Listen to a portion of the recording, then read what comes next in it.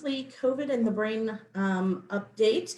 We've been doing this since January, and today is a special extended edition. So we're going to have a part 1 and a part 2.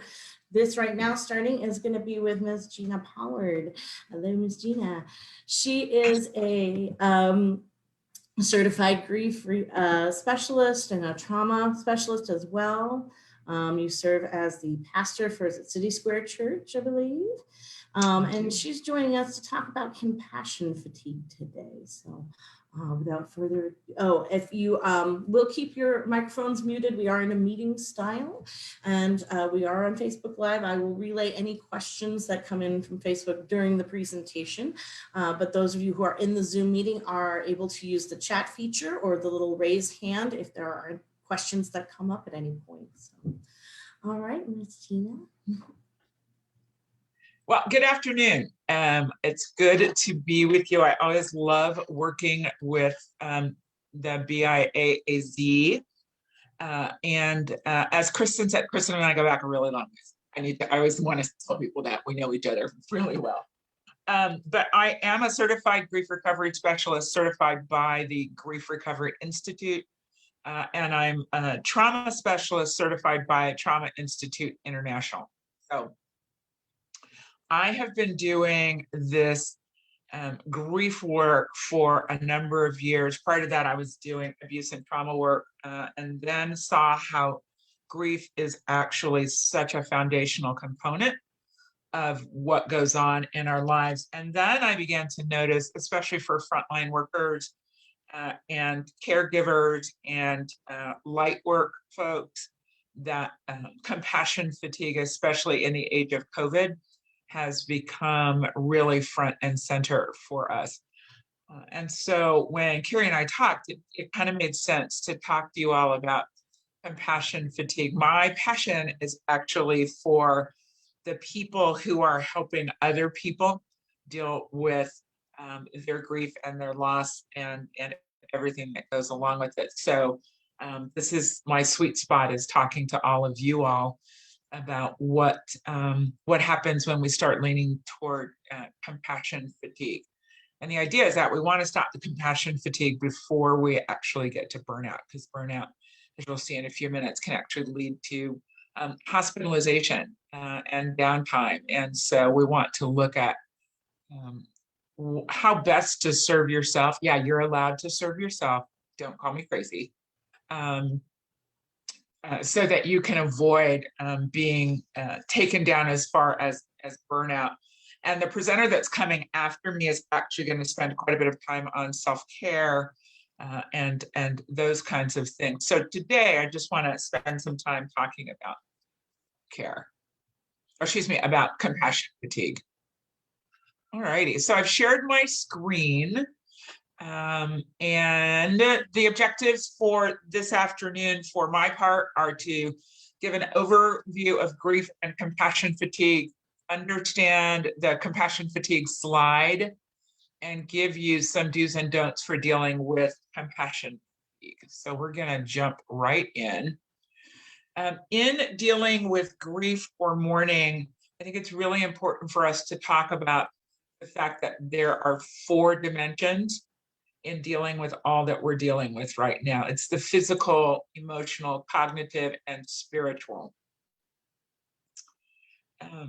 We feel so many things on different levels. And those of you that are providing care for others are losing your, or not losing, but sometimes taking care of other people pushes away your ability to take care of your own needs first. I'm doing a series right now with clergy who are taking care of congregations and yet are not able to process their own grief, even as they do funerals and hospital and home visits and things like that. So, and they're feeling it on all of those levels. And so just for today, though, I want to talk about what grief is. And in a few minutes, we'll talk about compassion fatigue and burnout as well, and give you some operational definitions for today. So grief is the normal and natural reaction to a significant emotional loss of any kind. At the Grief Recovery Institute, we recognize over 45 different kinds of changes in your life that can lead to grief or mourning. Grief is also the conflicting feelings caused by basically a change in a familiar pattern of behavior or a familiar routine for you. And it is also the feeling for reaching out for someone who's always been there, only to find when you need them again, they're no longer there. So let's talk about some examples. And we talk about tangible and intangible losses.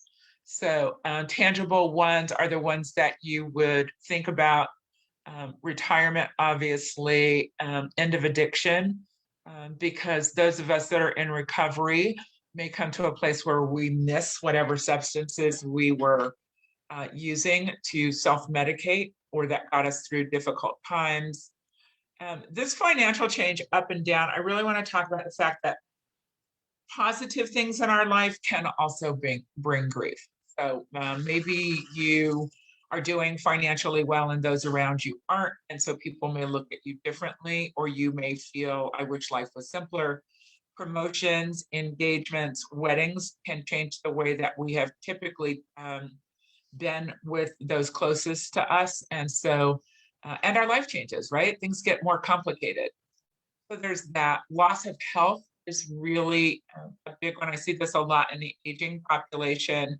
I'm sure that you see this with folks with brain injury and their families because of the stress that goes on within the family as well. So these are the things that you can absolutely put a pin in and go, oh yeah, that loss happened. But what is often felt is the intangible losses. So the loss of trust in a relationship, or as we've had a number of natural disasters and things, other things have happened, we have lost trust that the world might actually be a good place, which goes along with the loss of safety. With COVID and other things, we have had a loss of feeling like we can control anything, especially as the numbers were higher and people were not exercising good judgment. And so it became, I can control myself, but I can't control whatever else is out there. A lot of these can lead to a loss of faith. Where is God in the middle of this? How can people be so mean in the name of God? Those kinds of things. Whatever your faith tradition is, it is not unusual for questioning about faith to go on in the middle of things like a pandemic or tornadoes or hurricanes or whatever. And then a loss of fertility, which can be in the tangible or intangible losses, whichever, however it appears in the life of the person who's mourning. So compassion fatigue, vicarious trauma, and burnout. Compassion fatigue happens to those of us who regularly hear or witness difficult and traumatic stories, and we begin to lose our ability to empathize. Sometimes it may feel like I just don't have the bandwidth right now. I don't have the room. I'm too filled up with other people's trauma. I know for me, when I am beginning compassion fatigue, it's when my phone goes off and tells me that there's a text or that I have a phone call. My immediate thought pattern, and I'm going to admit it right here, is, oh my goodness, who needs something from me now? You may never have felt that. That's when it tells me that I need to take a break and that I've been dealing with people. Vicarious trauma is that you may not have been the direct victim, but you've experienced it secondhand through someone's stories, maybe somebody's injuries, or through the aftermath of somebody's injuries. And you may actually be experiencing post-traumatic stress disorder, similar to the people who have actually experienced the trauma.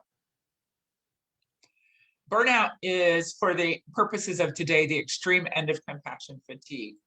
And it can lead to serious physical and mental illness as well. I just want to stop sharing for a minute because I think that it's really important for us to understand that and most of you, I'm sure, know this, the somatic response to stress and grief and anger is really underestimated in a lot of places. And just because your GI tract is a mess because of stress, or you have headaches because of stress, does not mean that that there's not something wrong. The pain is very real. The GI upset is very real. And so when people go, oh, you're just under stress, the word just needs to be removed from that. That would be great. And we need to still continue to treat people for whatever their physiological pains are, and add that to perhaps some mental health counseling or group, finding a support group, those kinds of things. So let's go back.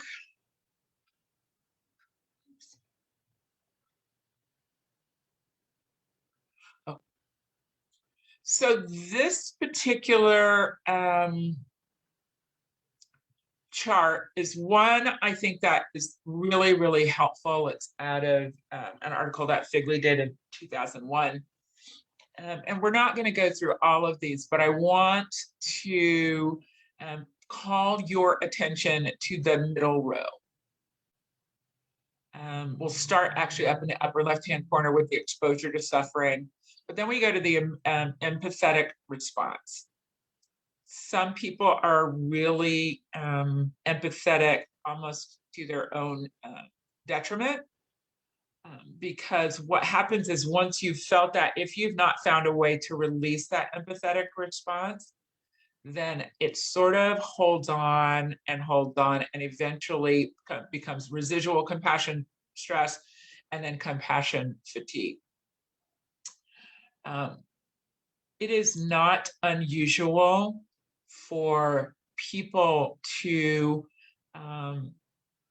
go home at the end of the day or at the end of the week and go, I'm really, really exhausted and I have no idea why. Or to say, I just don't have it. I have nothing left to give anyone. When I first started working with sexual abuse victims, I made the mistake one day of doing 5 intakes in one day, back to back to back, and that was not the best thing. Because I'm spending an hour with people and I'm hearing their stories back to back without a break in the middle, which was really, really dangerous for me.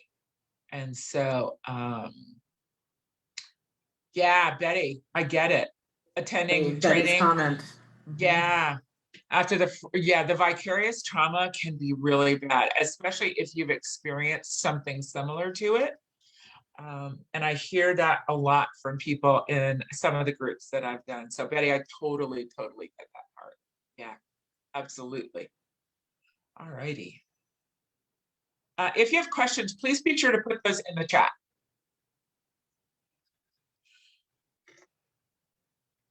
If you have, sometimes the bottom row is, the bottom row, the 2 items to the left are the hardest to reconcile when you're doing this, because your feeling of concern goes into the empathetic response that you're feeling. But it can also, if you're not able to let that part go, and remind yourself that you're not the savior of the world. I've been reminding people of that a lot this week with my clients. Then the residual stays there. If it's difficult for you to have a sense of satisfaction with what's going on, and in the COVID world, oh my goodness, it's really hard to find that. Then that adds to the residual stress. I wish I could do more. Why can't I do more? I have several medical professionals in my practice right now who are very frustrated with their patients who are demanding more from them right now as well. So you are not alone. Traumatic memories may cause you also to be re-traumatized if you've not dealt with them in the past. What we know is that grief and loss and trauma can be cumulative if they're not dealt with. And so that's where we get to the proverbial straw that breaks the camel's back. So here are some unhelpful strategies that we often do. I am guilty for a lot of these, and you probably will recognize yourself in some of these. They're not helpful because they don't give you a break to actually process what's going on. So working long hours, which for some of us goes to the perfectionistic tendencies. It also goes to, there's so much to do, I'm the only person who can do it. We don't delegate because it's faster for us to do it ourselves, or somebody else may not do it right. We don't take breaks. And we don't say no. And I want to talk about the not saying no. Not saying no often comes from a lack of definition about what it is that we're supposed to do, either in our life or in our job. When we start bleeding over into other people's work, or we don't develop people who can step into part of what we're doing. If we know that this is what our job is and it's the part that we like, then it's easier to say no. And I'll give you an example. I have a lot of amazing, amazing friends who deal with children. Kristen will tell you, I am not a child's person. They're lovely in small doses for me, but I am not a kid person. Give me adults that are going through a rough time all day long, and I will work with them. So when somebody says, I have a 12-year-old or I have a 16-year-old that I'd like for you to work with, I can very nicely say, yeah, I don't work with children, and give them some referrals, and then move on, not feeling guilty for saying that, because I would not do a great job with kids. So hopefully you get to choose who are the people that you like to work with, and maybe not like, but who you prefer to work with. And then you get the opportunity to also say, yeah, no, that's not what works for me. No, my friends, is a complete sentence. Just gonna let you know that. I just mentioned being a perfectionist. We take on everybody's social justice issues. Those of you that are active in justice issues. I realized a year ago that there are only a handful of issues that, actually it's less than a handful, it's like 2 or 3 that I can work into my schedule, and then I can support other people that are doing it, but I don't need to take on everybody's issues. I think one of the most unhelpful things that we do is that we don't talk about it. Because sometimes it just feels like it's too much to even talk about. I don't know about you, but it's like, if I go down that road, then I'm just going to upset myself even more. So we don't do it. And then lastly, we squeeze out those things that give us joy. We squeeze out the hobbies, we squeeze out friends. We get stuck in I shouldn't be having fun because what I should be doing is doing more work, or taking care of more people, or working another shift. And we get stuck sometimes in the just one more thing. I don't know about you. I get stuck in the office frequently, in either one of my offices, my private practice office or my church office, all the time. Like, I'm just going to take care of one more thing. Well, one more thing turns into, Kristen, I see you. One more thing turns into 5 more things. Oh, and this won't take long.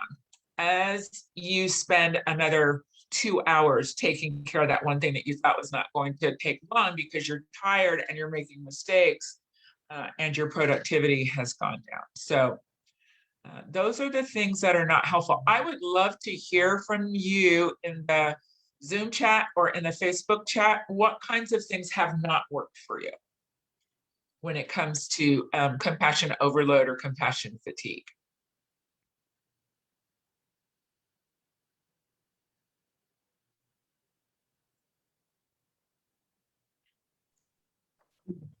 Gina, this is Carrie. I'll tell you, I've been hearing this from a lot of my colleagues that it's hard to take a break or take a vacation over the past year when one, you can't do the normal things that you might have liked to do, like visit family.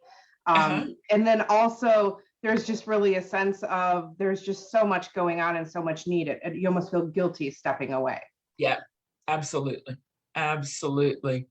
And the funny thing, or the not so funny thing, it's actually kind of tragic, is that the less we tag out so somebody else can tag in,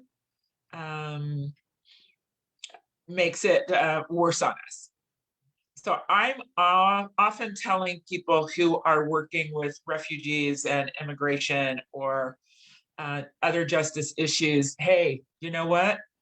Tag out, take a day, take an hour. I was telling Carrie and Kristen yesterday or the day before, I had an hour unexpectedly in the middle of my day. And I had calls to return and I had people I needed to like touch base with. And I said, nope, not gonna do it. Because this is what I tell my clients all the time. So I have to kind of live up to what I tell my clients. I took an hour and shopped at World Market, Cost Plus World Market, and took my time going up and down every single aisle and just chatting with the clerks and chatting with other customers. And it was like, everything will wait. It will wait. Betty's like, yes. It will. It's going to wait. It's absolutely going to wait. So take some time and do it. Kristen, what's in the chat? So in the chat, Lark noted that something that doesn't work is multitasking, where you feel like I've touched all of these projects, but none of them quite got done, right? Yeah, yeah.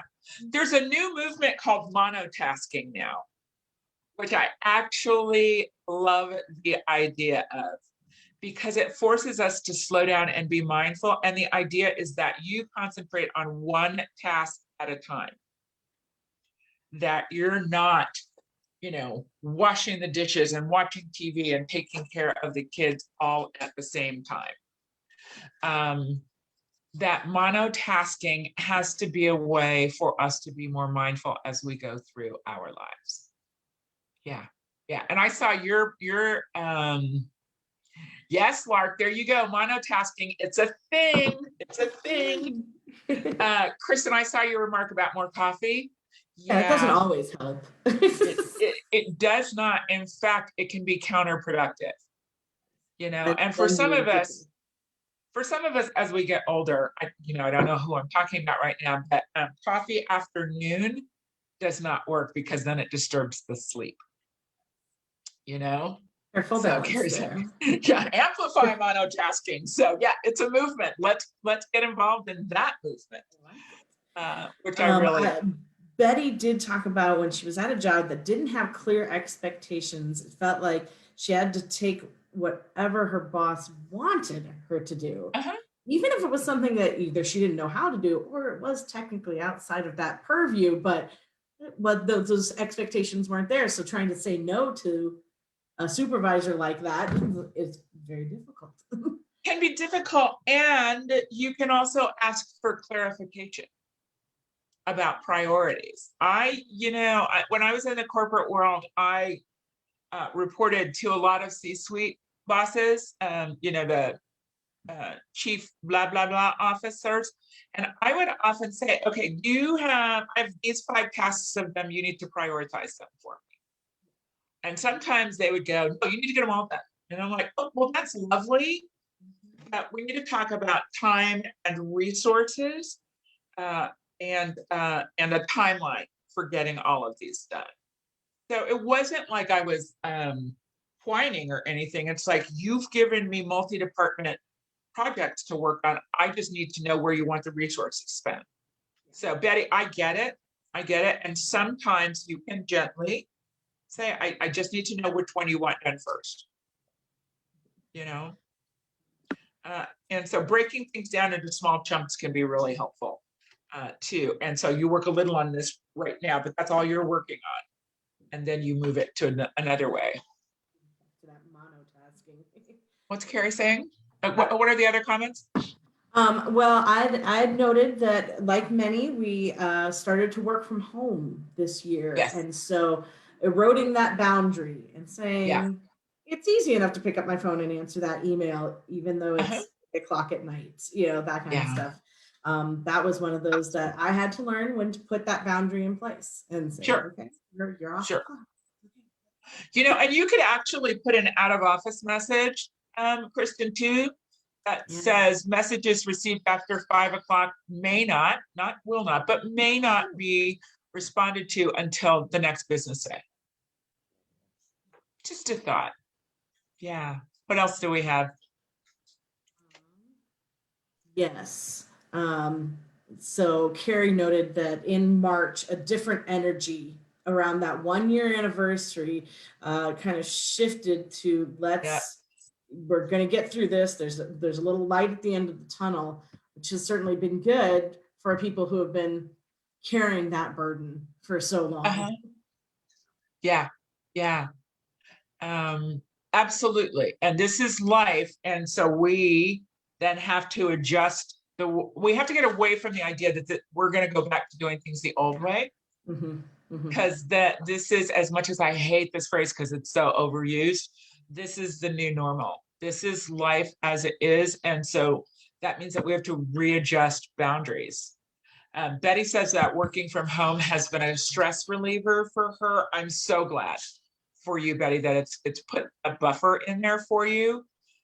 For those of us who are extroverts, working from home has been a two-edged sword. Because it's easy when we're in productive mode to get stuff done, but then we may be reaching out to people or social media to make contact with other human beings, and it can be difficult. So yeah, it can go either way. But I'm glad that you got some relief from working from home, Betty. Good for you. Clapping for you. Yes, it's good. All righty. Everyone has had such different experiences if they were able to be home over the last year. I know a couple months ago, I got my hair done and my hairdresser was talking about this glorious time of like, she had 3 months at home.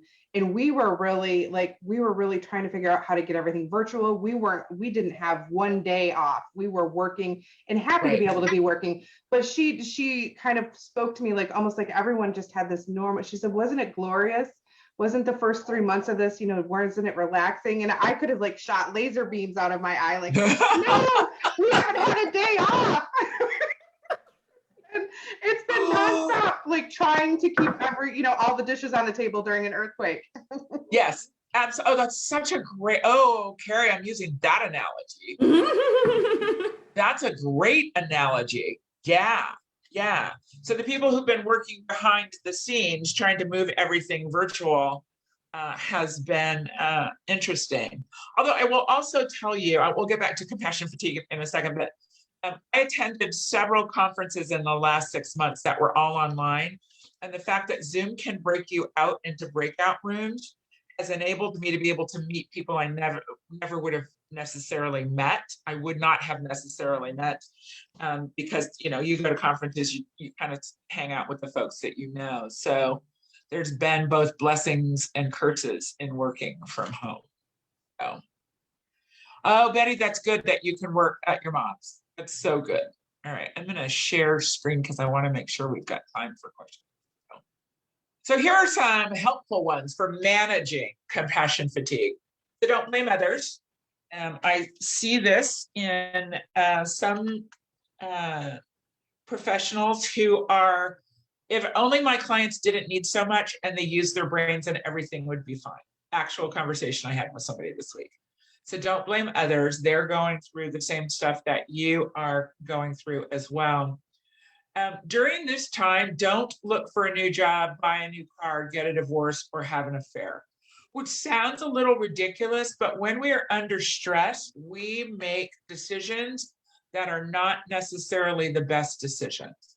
So I'm not saying never do this, but make sure that you have wise counsel and that you're not doing it as a knee-jerk response to the bad things that are going on in your job, because this is a season. You know, we will go back to something, but it may not look the way that it used to look. Don't fall into the habit of complaining with your colleagues. All that does sometimes is just rev us up even more. My ex, I'll just say it, one of the few things that he did well was taught me about that I could complain about work for the first hour and then it was time to let it go. Because it helped me to get out all of the frustrations from the day. And then then after that, I got a chance to not focus on all the hard things. So this don't hire a lawyer can be really interesting. People have hired lawyers or tried to hire lawyers for things that they normally would have let roll off their back. So be careful when you decide that you're going to sue somebody over something. And this comes from a medical center. So don't hire a lawyer. Don't work harder and longer. Stop it. And I am sort of kind of pointing my finger at you saying, that is not the key to ending compassion fatigue. Take a day off, go with friends, do whatever it is that can give you a little bit of a break. Don't self-medicate. We talk a lot about the increase in drug and alcohol abuse that's going on right now because people are stressed and we just want to feel better. And so that's how we deal with things. And don't neglect your own needs and interests. Find time for hobbies, find time to be able to decompress. So people laugh at me, but I actually schedule hooky days.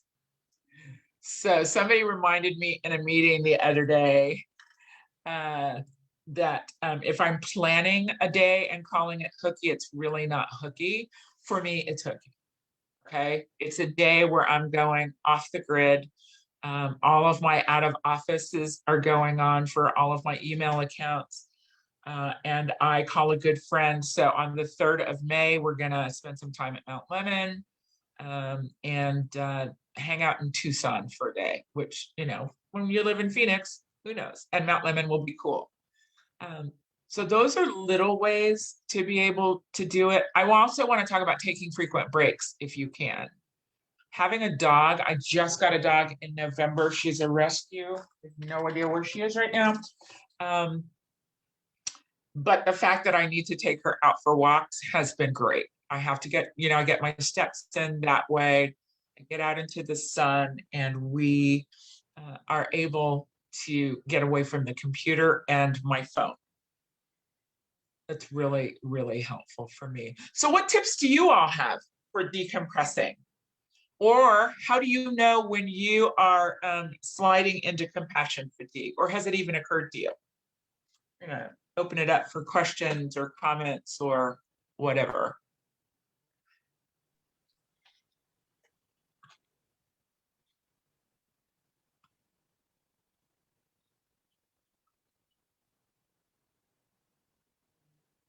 So Betty, yeah.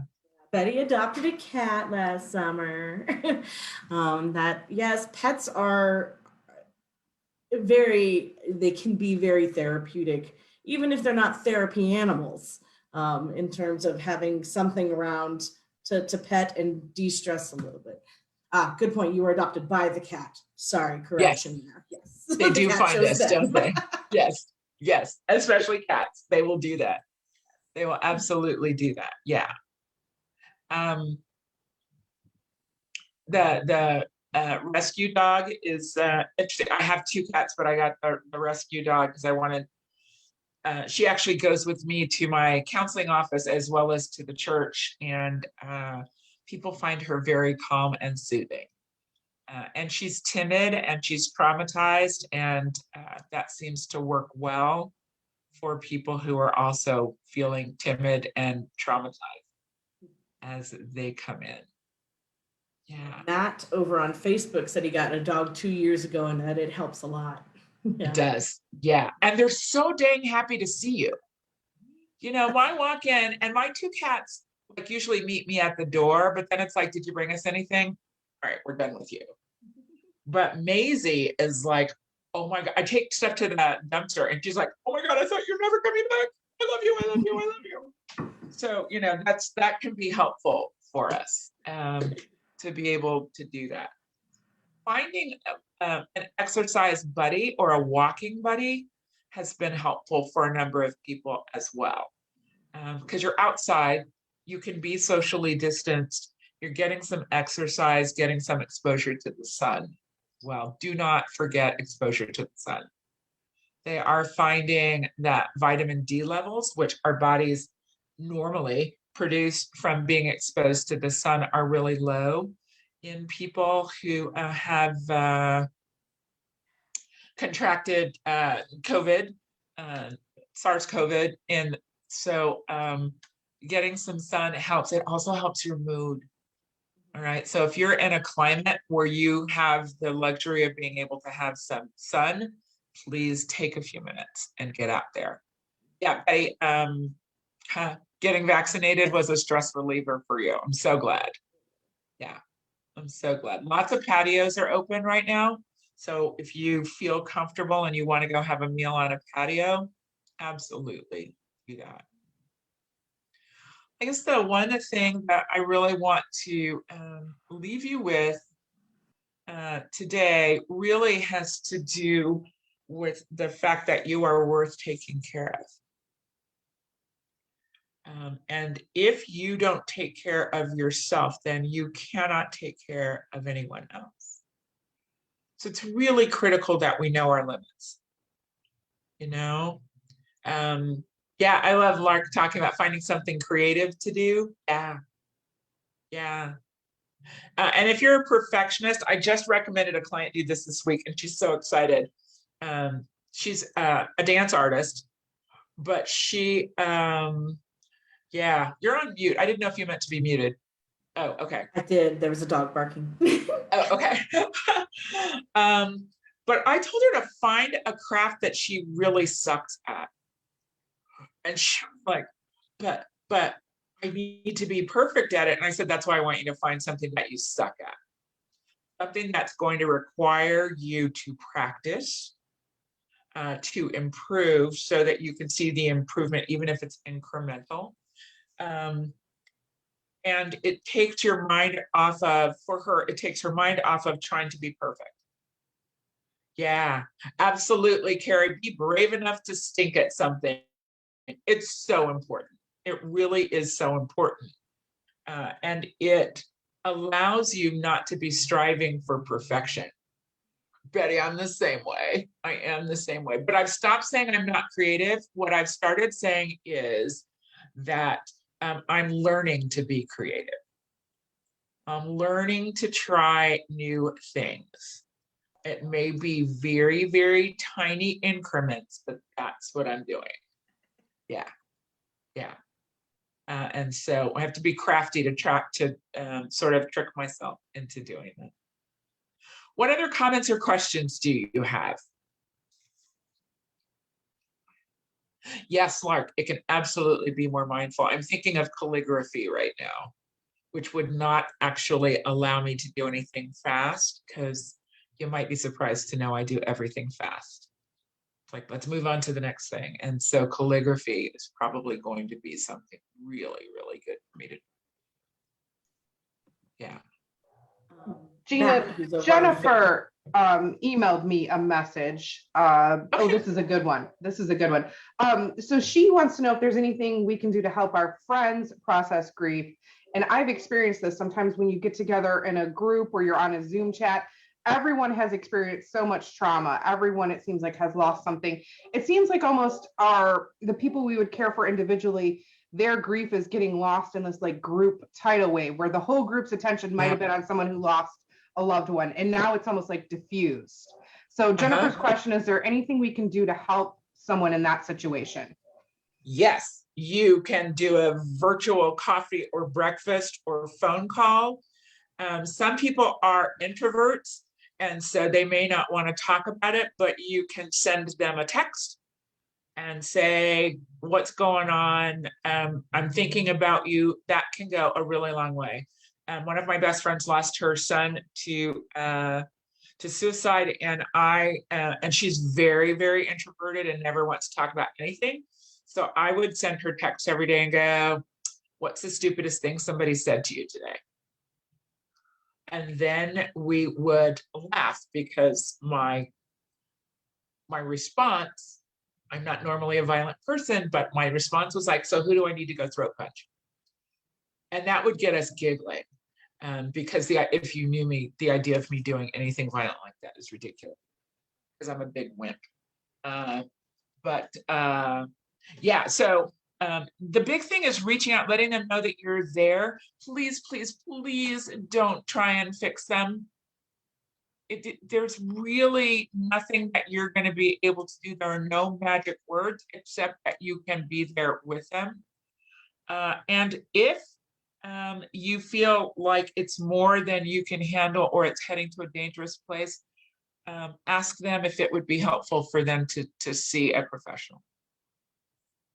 You know, there are grief support groups and things like that, but I have to tell you that for so many people, just being able to talk about what's going on, so ask them about loved ones or ask them about the situation, but really, really, it's about the benefit of presence. And Gina, one of the things I like about referring people to you is you really recognize, I think you started out by saying there's over 40 life changes that can cause grief. Sometimes it's the things we don't think of, like a loss of a pet, where we really do need to do a deep dive and have some closure on that with a professional or with, consciously. I actually have a program for people who are grieving the loss of a pet, and a whole 6-week protocol for doing that. One of the things I do in my practice is that we have people look at their loss history. So we have them go back to their earliest memory and then start filling in the losses that they've experienced in their lives. So losses of pets, moving, losing a friend, fights with somebody, arguments with somebody, failing a class, whatever that loss is. And by the time people get it all out on paperwork, they're going, wowza, I didn't realize how much loss I've been dealing with.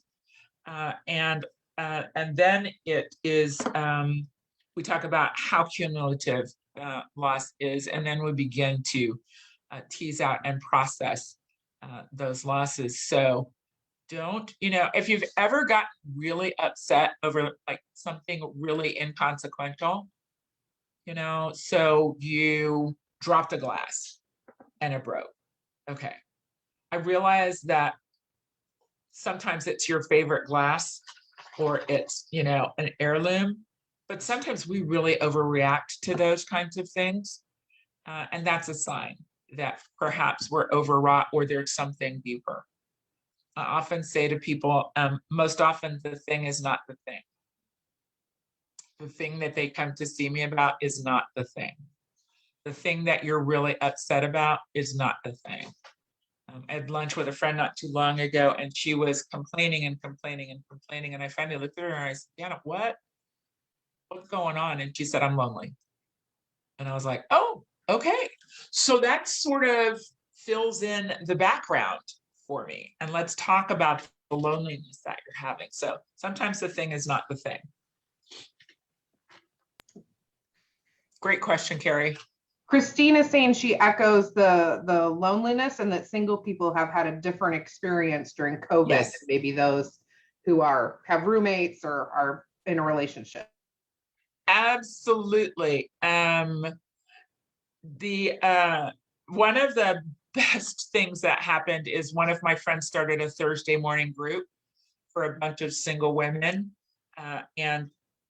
It was supposed to only be a month, because remember in the beginning, we only thought that COVID was going to be a month, and we're still meeting and have no intention of stopping meeting anytime soon, because there has become an affinity for us. And we get together every now and again now that we're all vaccinated, but single people, I was terrified I was absolutely terrified in the beginning because I'm such an extrovert, as were the other women in the group. And now we're like, yeah, we're okay. We're okay. And we count on Thursday morning. So I've had groups with in parking lots where we met in a parking lot and everybody brought lawn chairs and we were socially distanced, and that helped. So don't be afraid to reach out to your single friends and suggest a meeting. And even if you're married, you can reach out to your single friends. Okay. And listen to your single friends, please. It's really important to do that. Yeah. Betty had noted a training book that she had gone through from Pauline Boss and learned about something called ambiguous loss that you could experience taking with someone with Alzheimer's, and that made a lot of sense to her. So I don't know if you want to kind of address what ambiguous loss looks like. Yeah. So those are the intangible losses that we talked about earlier on in the presentation. And that's really anticipatory grief, isn't it, Betty? It is really anticipating the loss of someone. And so there's this thing that happens where they are no longer the person that you knew. So you're grieving the loss of the person that you knew. They don't recognize you. And so then we end up with the loss of identity as being seen in somebody's eyes. You know, we grow up, good or bad, you know, that we are the child of so-and-so. And so when they no longer recognize us, that can be hard. And then once they actually die, then the pain becomes, I'm a caregiver, so who am I now? Because I've been in this role of caregiver and that's how I've identified for a long time. And the other thing that happens is we do miss them and we miss all of the things that happened before. And so then it becomes a matter of, and the other thing that happens is we feel guilty because we feel relief that they're no longer suffering. That can be oh so hard, is to feel guilty because somebody's no longer suffering, even after they're gone. So, hi, Julie. Any other comments or questions, Kristen? I know you want to take a little bit of a break. I'm not. I don't think I missed anything in the chat over here. We got our Facebook people. I think I've relayed Matt's comment to you. Big thanks. Very much enjoyed the presentation there. So yes, we can do our 5-minute break shortly. And if you have some final comments. So Kristen has the PowerPoint deck. I've sent that to her and she'll be sending that to all of you so that you have something to refer to. And my contact information is the final slide in that deck. So please feel free to reach out to me with questions or concerns, or if you need referrals, I'm more than happy to have a conversation with you. All right, it's been my pleasure. I love working with DIAAZ, so this is home to me. Okay. We certainly appreciate our partnership with you, Ms. Gina. Carrie, any notes before we go on our 5-minute break? Yeah, I just want to say thank you, Gina. We hope we get to work with you again soon. And thank you for sharing your knowledge on this very timely topic. Absolutely, absolutely. I'm happy to do it. Good to be with you all.